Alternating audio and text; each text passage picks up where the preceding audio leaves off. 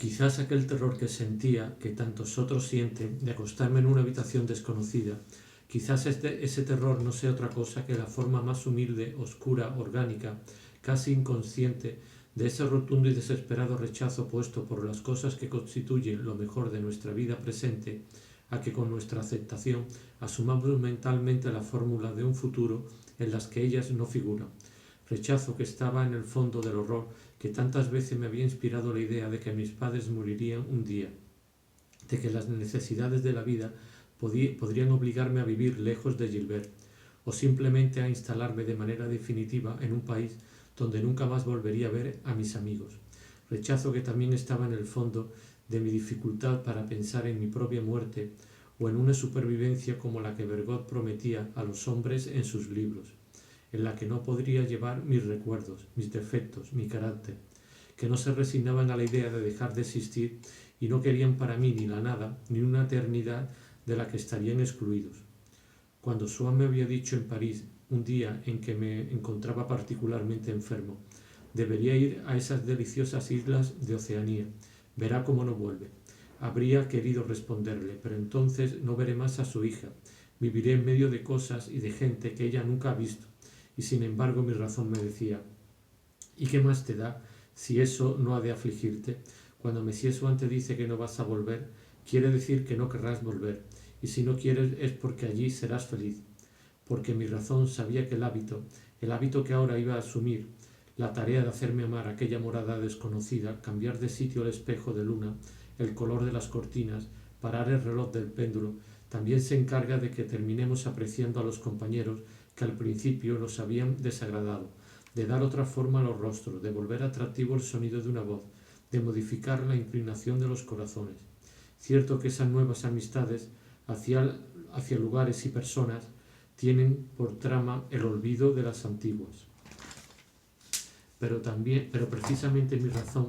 pensaba que podía afrontar sin terror la perspectiva de una vida que me separase para siempre de seres cuyo recuerdo perdería. Y a título de consuelo, esa vida ofrecía a mi corazón una promesa de olvido que, por el contrario, no hacía sino aumentar hasta la locura su desesperación. No es que nuestro corazón no deba sentir, a su vez, cuando la separación se haya consumado, los defectos analgésicos del hábito, pero hasta entonces seguirá sufriendo. Y el miedo a un futuro en que estaremos privados de la vista y la conversación de los que amamos y de donde hoy sacamos nuestra alegría más preciada, ese miedo, lejos de disiparse, aumenta si pensamos que al dolor de semejante privación ha de añadirse lo que actualmente nos parece más cruel todavía, no sentirla como un dolor, permanecer indiferentes, porque entonces nuestro yo habría cambiado, ya no sería solo el encanto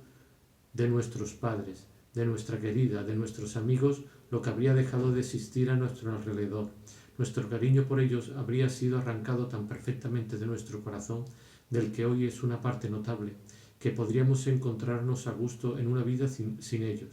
Y esa sola idea nos horroriza. Sería pues una verdadera muerte de nosotros mismos, muerte seguida, cierto, de resurrección, pero en un yo distinto, hasta cuyo amor no pueden elevarse las partes del antiguo yo condenadas a morir. Son ellas, sin excluirlo, las más endebles, como el oscuro apego a las dimensiones, a la atmósfera de una habitación, las que se asustan y se niegan con rebeliones donde hay que ver una forma secreta, parcial, tangible y auténtica de la resistencia a la muerte, de la larga resistencia desesperada y cotidiana a la muerte fragmentaria y sucesiva, tal como se insinúa a lo largo de toda nuestra vida, separando continuamente de nosotros jirones de nosotros mismos sobre una mortificación, sobre cuya mortificación se multiplicarán nuevas células. Y para una naturaleza nerviosa como la mía, es decir, una naturaleza en la que los intermediarios, los nervios, cumplen mal sus funciones, no cortan el paso en su marcha hacia la conciencia, sino que, por el contrario, dejan llegar hasta ella, nítida, agotadora, innumerable y dolorosa, a la queja de los elementos más humildes del yo que van a desaparecer. La ansiosa alarma que me sobrecogía bajo aquel techo desconocido y demasiado alto no era otra cosa que la protesta de una amistad viva todavía en mí por un techo familiar y bajo, Indudablemente esa amistad desaparecería por haber ocupado otro su lugar. Entonces la muerte y luego una nueva vida habrían realizado bajo el nombre de hábito su doble cara, pero hasta su aniquilamiento sufría cada noche, y sobre todo aquella primera,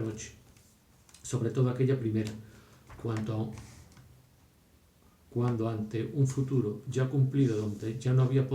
había sitio para ella se revelaba, me torturaba con el grito de sus lamentos cada vez que mis miradas, incapaces de apartarse de lo que las hería, intentaban posarse en el techo inaccesible. Pero la mañana siguiente, después de que un criado vestido hubiese venido a despertarme y traerme agua caliente, y mientras me aseaba y trataba inútilmente de encontrar los objetos que necesitaba en mi baúl, del que no sacaba más que un revoltijo de cosas que no podían servirme de nada, qué alegría, pensando por anticipado en el placer del almuerzo y del paseo, de ver en la ventana y en todas las vitrinas de la librería, como en los ojos de buey de un camarote de barco, el mar desnudo, sin umbrías, aunque con la sombra sobre la mitad de su superficie delimitada por una línea delgada y móvil, y de seguir con los ojos las olas que se lanzaban una tras otra, como saltadores en un trampolín. Llevando en la mano la toalla tiesa y almidonada donde estaba escrito el nombre del hotel, y que a pesar de mis esfuerzos no me servía para secarme, me llegaba una y otra vez a la ventana para lanzar una mirada más sobre aquel vasto circo deslumbrante y montañoso, y sobre las nevadas cimas de sus olas de esmeralda aquí y allá pulidas y translúcida, que con plácida violencia y leonino ceño dejaban realizarse y derrumbarse sus pendientes, a las que el sol añadía una sonrisa sin rostro. Ventana a la que luego debía ponerme cada mañana como a la ventanilla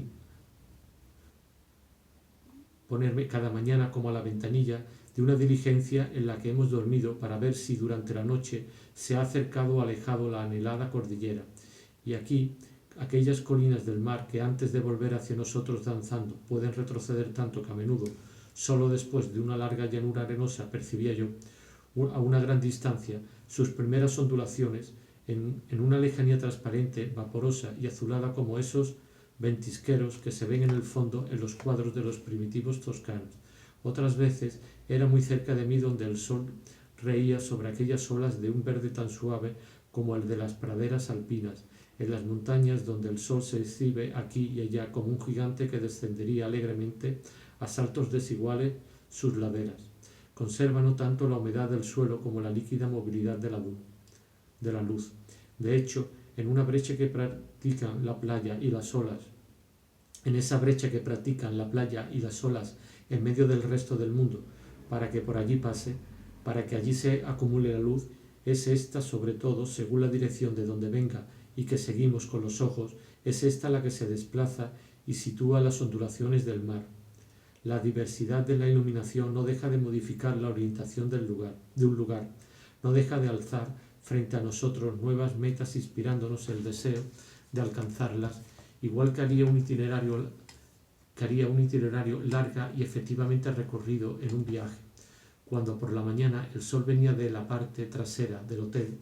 descubriendo delante de mí las playas iluminadas hasta los primeros contrafuertes del mar, parecía como si quisiera mostrarme otra vertiente y solicitarme que emprendiese sobre la ruta giratoria de sus rayos un viaje inmóvil y variado a través de los más bellos parajes del accidentado paisaje de las horas.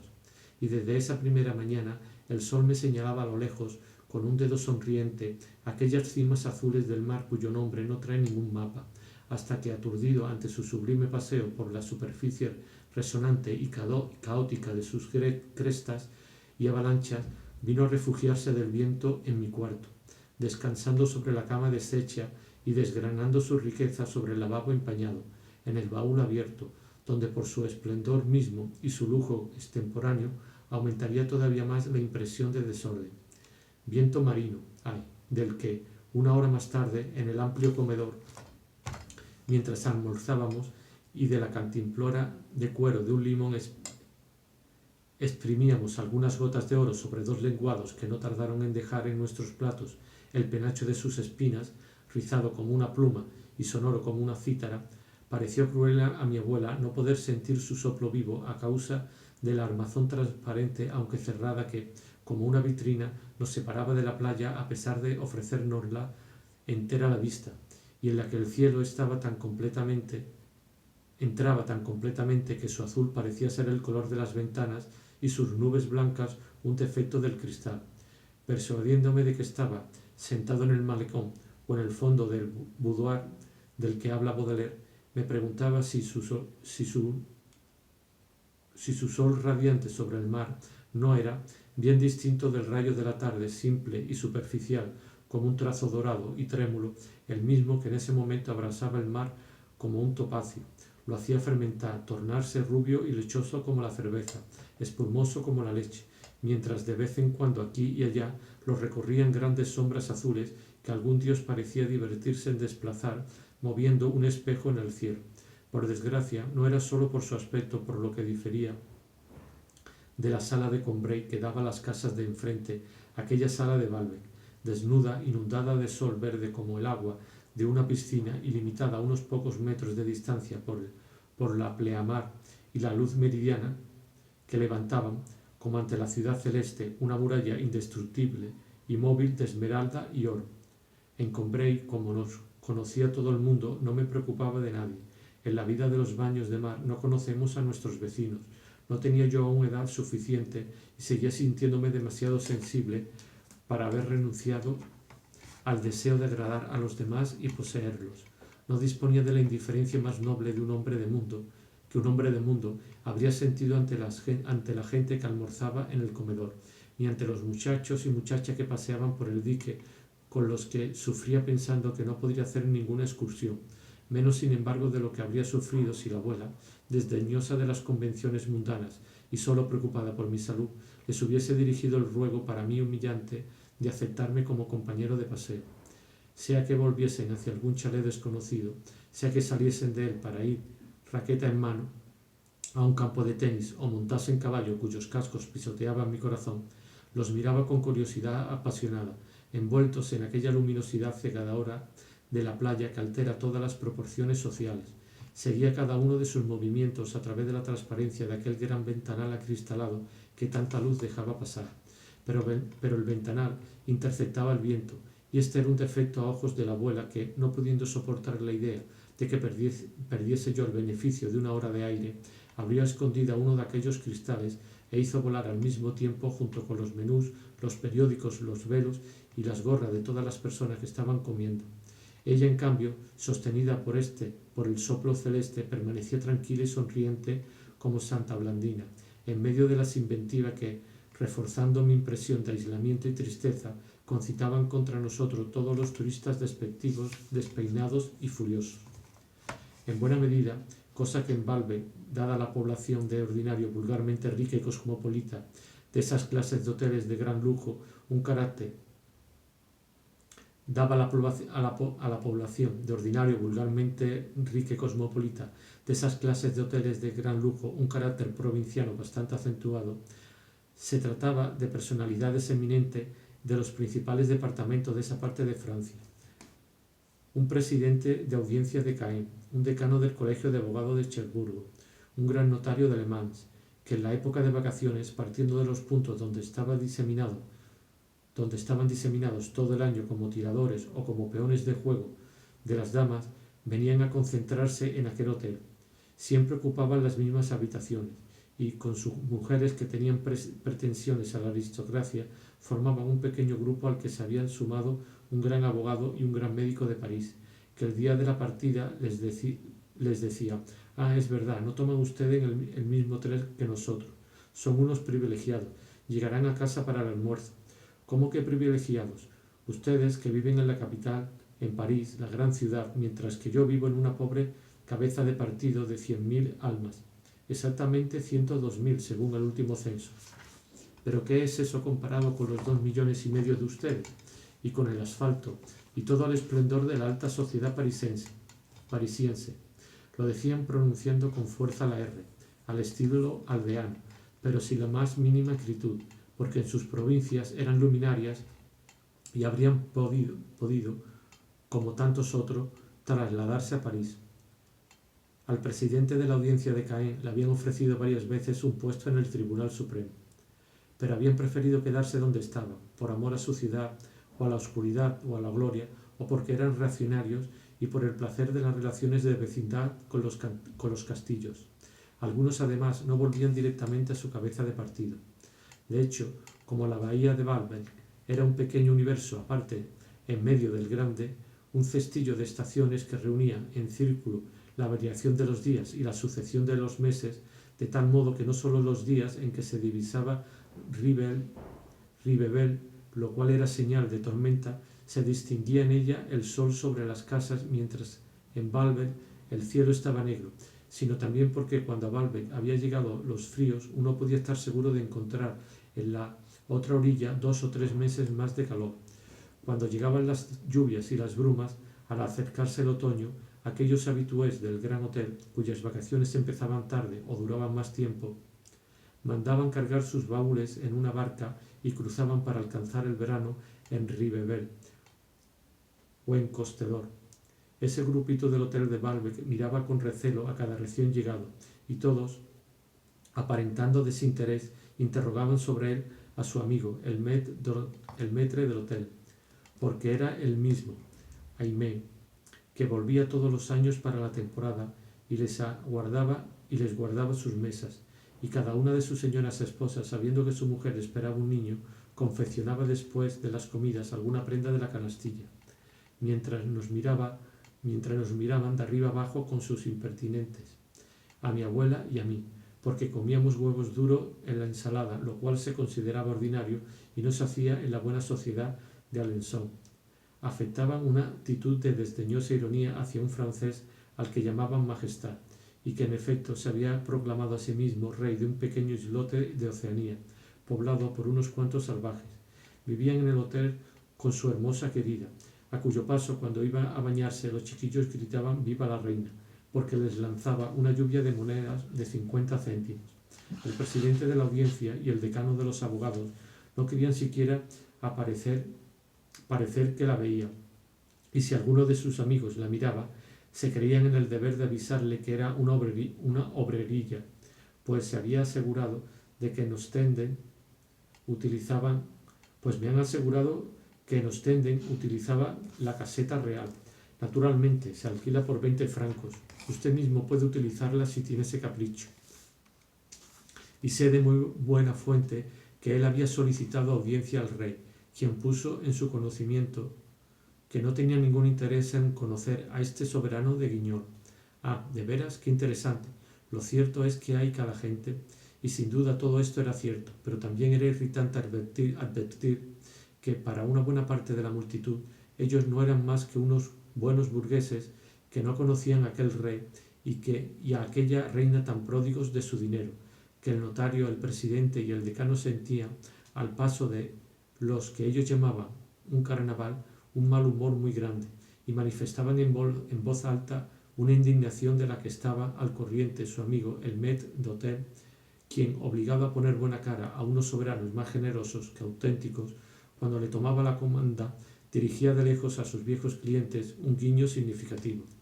Quizás también había algo de ese mismo fastidio de ser erróneamente considerados menos chic y de no poder explicar que lo eran más, en el fondo del lindo señor con que calificaban a un jovencito famoso, hijo tísico y juerguista de un gran industrial, y que todos los días, con un traje nuevo y una orquídea en el ojal, comía con champán, y luego iba, pálido, impasible, con una sonrisa de indiferencia en los labios, a lanzar en el casino, sobre la mesa del baccarrà, sumas enormes que no puede permitirse perder, decía con aire resignado el notario al presidente de la audiencia, cuya mujer sabía de muy buena tinta que aquel joven fin de siglo estaba matando de pena a sus padres. Por otra parte, el decano de los abogados y sus amigos no ahorraban sarcasmo sobre una vieja dama rica y con título, porque no daba un paso sin llevar detrás todo el séquito de su casa. Cada vez que la veían en el comedor a la hora del almuerzo, la mujer del notario y la mujer del presidente de la audiencia la inspeccionaban de forma descarada con sus impertinentes, con el mismo aire minucioso y desafiante que si hubiese sido algún plato de nombre pomposo, pero de apariencia sospechosa que, tras el desfavorable resultado de una observación metódica, se manda a retirar con un gesto distante y una mueca de asco. Sin duda, con ello no solo querían demostrar que si había ciertas cosas de las que carecían en la práctica de ciertas prerrogativas de la vieja dama y mantener trato con ella, no eran porque no pudiesen, sino porque no querían tenerlas, pero habían terminado convenciéndose a sí misma de ellos, y es la supresión de todo deseo, de la curiosidad por las formas de vida que se desconocen, de la esperanza de agradar a nuevos seres, sustituido en esas mujeres por un desdén simulado, por una alegría ficticia, lo que tenía el inconveniente de obligarlas a ocultar su desagrado bajo la etiqueta de satisfacción y a mentirse perpetuamente a sí misma, dos condiciones para que fuesen desgraciadas. Pero en aquel gran hotel todo el mundo actuaba sin duda de la misma manera, aunque con otras formas, y sacrificaba, si no al amor propio, al menos a ciertos principios de educación o a unos hábitos intelectuales, la deliciosa turbación de entrometerse en una vida desconocida. El microcosmos en el que la vieja dama se aislaba no estaba desde luego envenenado por virulentas acritudes como el del grupo donde se reían burlonamente de rabia la mujer del notario y del presidente de la audiencia. Al contrario, estaba embalsamado por un perfume fino y anticuado, aunque no menos ficticio, porque en el fondo, seduciendo y atrayendo, renovándose así ella misma, la vieja dama probablemente hubiese encontrado la simpatía misteriosa de seres nuevos, un encanto del que carece el placer que existe en tratar únicamente a gentes del propio mundo y en recordarse a uno mismo que, siendo ese mundo el mejor que existe, es despreciable el desdén mal informado del prójimo. Quizás sentía que, de haber llegado al gran hotel de Valve de incógnito con su traje de lana negra y su gorra pasada de moda, habría arrancado una sonrisa a algún calavera que desde su rocking hubiese murmurado «vaya espantajo», o sobre todo algún hombre de mérito que entre sus patillas encarnadas conservaba, como al presidente de audiencia, un rostro fresco y unos ojos inteligentes como a ella le gustaba, y que enseguida hubiese indicado a la lente de aumento de los impertinentes conyugales la aparición de aquel fenómeno insólito, y tal vez por aprehensión inconsciente a ese primer minuto que se sabe breve, pero que no es menos temido, como la primera vez que uno se tira de cabeza en el agua, aquella dama enviaba por delante un criado para poner al hotel al corriente de su personalidad y sus costumbres, y cortando en seco la salutación del director, subía, con una brevedad en la que había más timidez que orgullo, a su habitación, donde cortinas de su propiedad, en sustitución de las que colgaban en las ventanas, biombos y fotografías, interponían entre ella y el mundo exterior, al que hubiera debido adaptarse, el tabique de sus costumbres, con tal eficacia que era su propia casa, con ella dentro, la que viajaba más que ella misma. Desde ese momento, después de haber colocado entre ella, por un lado, y el personal del hotel y los proveedores por otro, a sus propios criados, que recibían en su lugar el contacto de aquella humanidad nueva y mantenían alrededor de su ama la atmósfera habitual, después de haber interpuesto sus propios prejuicios entre ella y los bañistas, sin preocuparse por desagradar a gentes que sus amigas no habrían recibido, seguía viviendo en su mundo gracias a la correspondencia con sus amigas, al recuerdo, a la íntima conciencia que tenía de su posición, de la calidad de sus modales, de la competencia de su cortesía. Y todos los días, cuando bajaba para ir a dar un paseo en su calesa, su doncella, que la seguía llevando sus cosas, y su lacayo que la precedía, parecían como esos centinelas que, a las puertas de una embajada engalanada con los colores del país del que depende, le garantizan, en medio de un suelo extranjero, el privilegio de su extraterritorialidad. El día de nuestra llegada no salió de su cuarto hasta mediada la tarde, y no la vimos en el comedor cuando el director, como recién llegados, nos condujo bajo su protección a la hora del almuerzo, lo mismo que un suboficial lleva a unos reclutas al cabo sastre para que los provea de uniformes. Pero vimos, en cambio, pasado un instante, a un hidalguelo y a su hija, de una oscura pero antiquísima familia de Bretaña, el señor y la señorita de Esther María, cuya mesa nos habían asignado suponiendo que no volvería hasta la noche. Llegados a Baalbek con el último objeto de verse con ciertos conocidos suyos que poseían castillos en los alrededores, entre las invitaciones que aceptaban fuera y las visitas que hacían, no pasaban en el comedor del hotel más que el tiempo estrictamente necesario.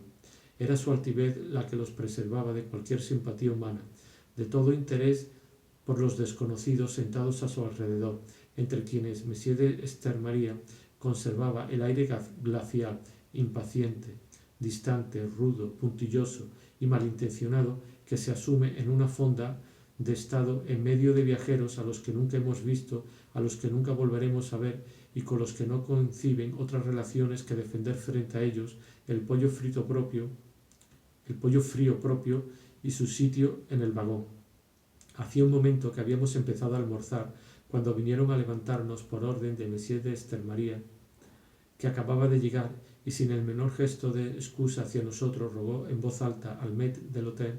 que cuidase de que no volviera a repetirse semejante error, por ser desagradable para él que gentes que no conocía hubiesen ocupado su mesa. Y, desde luego, en el sentimiento que impulsaba a cierta actriz más conocida por lo demás, a causa de su elegancia, su ingenio, sus bellas colecciones de porcelana alemana, que por unos pocos papeles interpretados en el Odeón, a su amante, joven riquísimo, gracias al cual ella se había cultivado, y a dos hombres muy conocidos de la aristocracia, a hacer rancho aparte en la vida, a viajar siempre juntos, a almorzar en Baalbek muy tarde, cuando ya todo el mundo había acabado, a pasar el día en el salón jugando a las cartas. No había malevolencia alguna, sino simplemente la exigencia del gusto que tenían por ciertas formas ingeniosas de conversación, por ciertos refinamientos de la buena mesa, que únicamente les hacían sentir placer comiendo y viviendo juntos, y que les habría vuelto insoportable la vida en común con gentes no iniciadas en él. Delante incluso de una mesa servida o ante una mesa de cartas, cada uno de ellos necesitaba saber que el comensal o el compañero de juego sentado frente a él, que en el comensal o en el compañero de juegos sentado frente a él reposaban en suspenso e inutilizados cierto saber que permite reconocer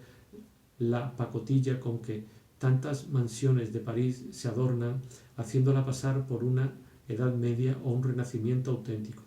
y en todo unos criterios que le eran comunes para distinguir lo bueno de lo malo. En esos momentos, desde luego, la clase especial de existencia en la que, a donde fuesen, los cuatro amigos deseaban permanecer sumidos, solo se manifestaba mediante alguna interjección rara y extravagante que soltaban en medio del silencio de la comida o de la partida, o mediante el nuevo y encantador vestido que la joven actriz se había puesto para almorzar o jugar un póker.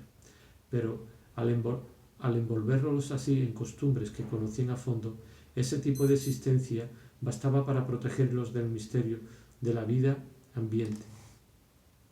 Durante las largas tardes, el mar solo estaba suspendido frente a ellos, como un cuadro de un colorido agradable colgado en el boudoir de un rico solterón,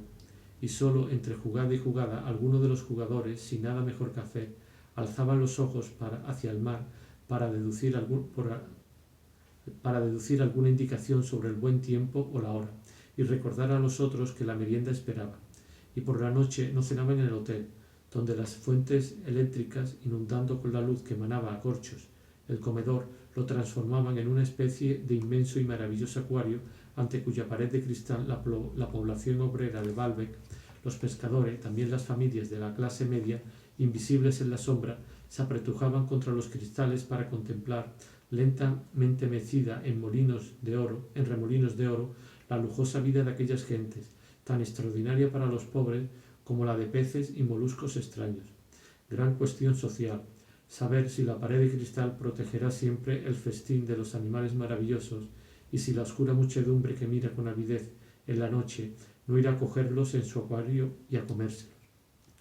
Mientras, quizás, entre la multitud parada y confundida en la noche, había algún escritor, algún apasionado por la etiología humana que, mirando las fauces de viejos monstruos femeninos cerrarse sobre un bocado de alimento engullido, se complacían en clasificarlos por su raza, por los caracteres congénitos y también por esos caracteres adquiridos que permiten a una vieja dama serbia, cuyo apéndice bucal es el de un enorme pez marino, porque desde su infancia vive en las aguas dulces del Faubourg Saint-Germain, comer la ensalada como una Rochefoucauld. A esa hora se veían los tres hombres de smoking esperando a la actriz, que solía tardar y que con un vestido casi siempre nuevo y chales escogido con arreglo al gusto peculiar de su amante, después de haber llamado desde su piso al lift, salía del ascensor como de una caja de juguetes,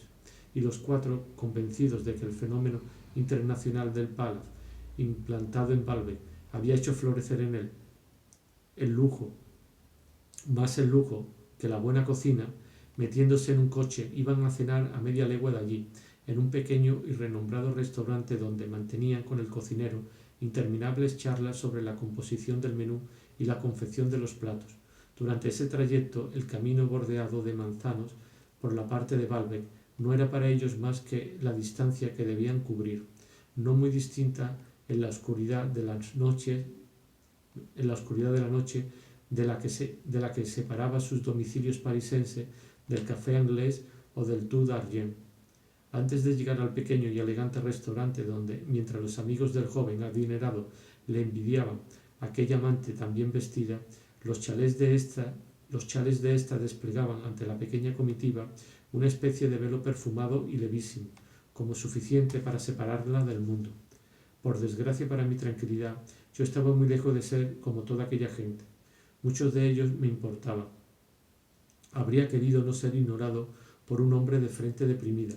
mirada esquiva entre las anteojeras de sus prejuicios y de su educación, el gran señor de la comarca, que no era otro que el cuñado de Legrado. Visitaba Baalbek de vez en cuando, y los domingos, con el garden party semanal de su mujer, que su mujer y él daban, despoblaban el hotel de parte de sus habitantes,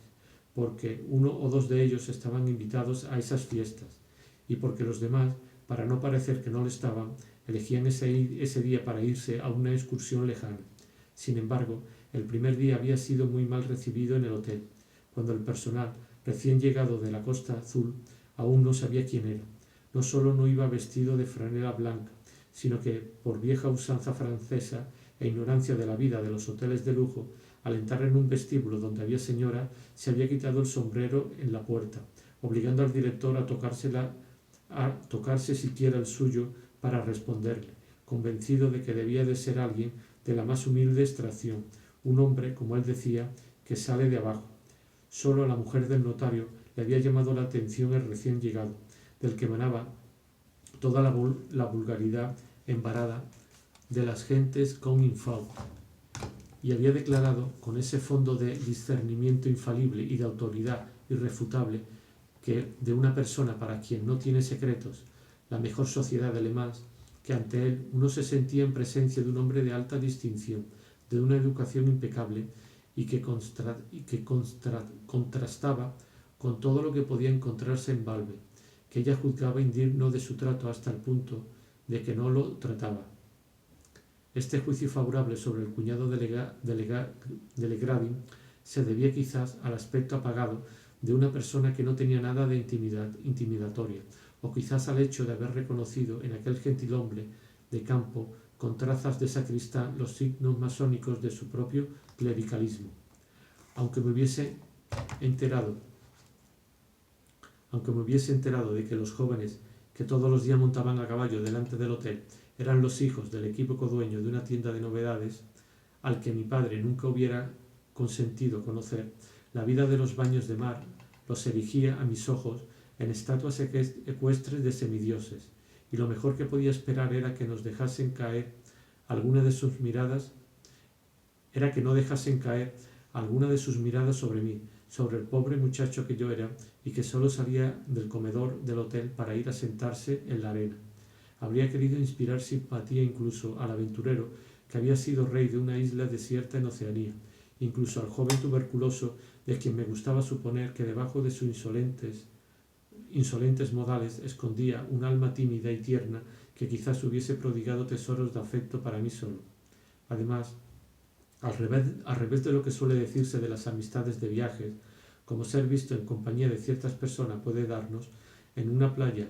a la que se vuelve algunas veces un coeficiente sin equivalencia en la verdadera vida mundana, no hay nada que no se mantenga tan bien a distancia, sino que se cultive con tanto esmero en la vida de París como las amistades de los baños de mar. Me importaba la opinión de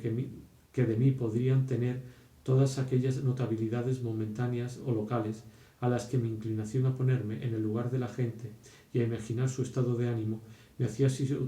situar no en su rango real o en el rango que habrían ocupado, por ejemplo, en París y que hubiese sido muy inferior, sino en el que ellos se figuraban tener y que de hecho tenían en Balbec, porque la ausencia de medida común les daba una especie de superioridad relativa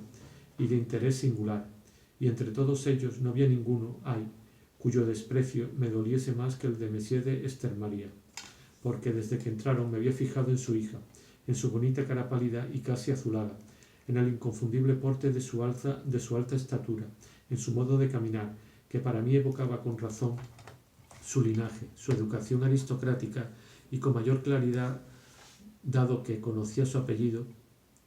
como esos temas expresivos inventados por músicos de talento y que pintan espléndidamente el centelleo de las llamas, el rumor del río y la paz de los campos para los oyentes que, cuando previamente hojean el programa, habían enderezado su imaginación por el buen camino. La raza, sumando a los encantos de Mademoiselle Estermaria la idea de su causa, los volvía más inteligibles, más completos. También los hacía más codiciaderos, anunciando que eran poco asequibles, como un precio elevado incrementa el valor de un objeto que nos ha gustado, y el tronco hereditario prestaba a aquella tez hecha de juegos escogidos el sabor de una fruta exótica, hecha de jugos escogidos el sabor de una fruta exótica o de un vino célebre. Pero una circunstancia fortuita puso de improviso en nuestras manos la posibilidad de ganar, la abuela y yo, un prestigio inmediato ante todos los habitantes del hotel. En efecto,